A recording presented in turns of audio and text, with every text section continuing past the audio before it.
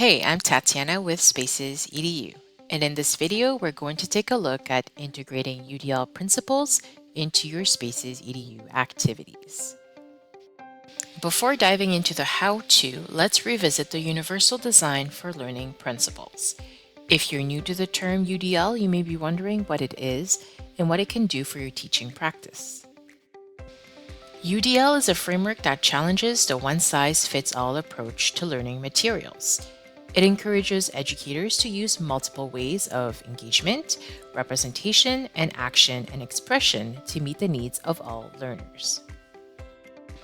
The ultimate goal is to develop student agency by empowering learners, giving choices, and making mastery visible. The benefits speak for themselves.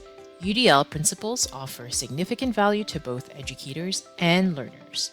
Through inclusive teaching, educators will be able to enhance student learning.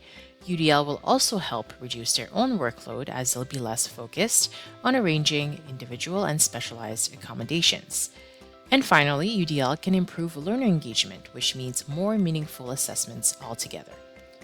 For students, UDL practices allow them to spend more time on learning content.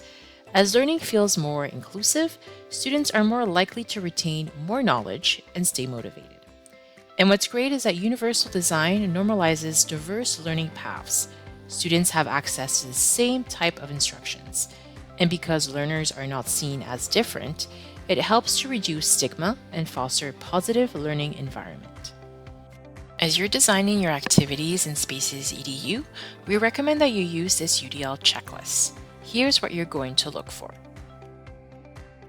Firstly, you're going to reduce the barrier to entry for younger or neurodivergent learners by including more than just text in your instructions.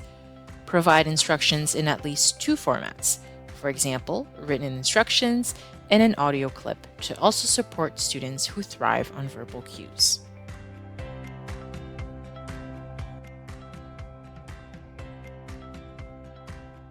Secondly, include clear examples of success by providing exemplars so students know what to strive for. What does work at each proficiency level look like?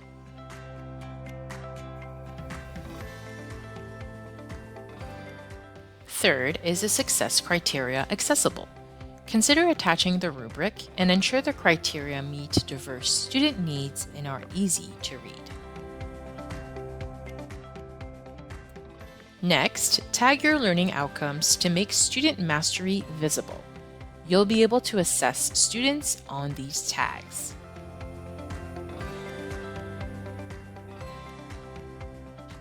We also recommend adding it to the Growth Book, which is your proficiency-based gradebook. This means you can continue to monitor student progress and growth in the Growth Book. And finally, make the feedback loop accessible. Use audio or video for just-in-time support.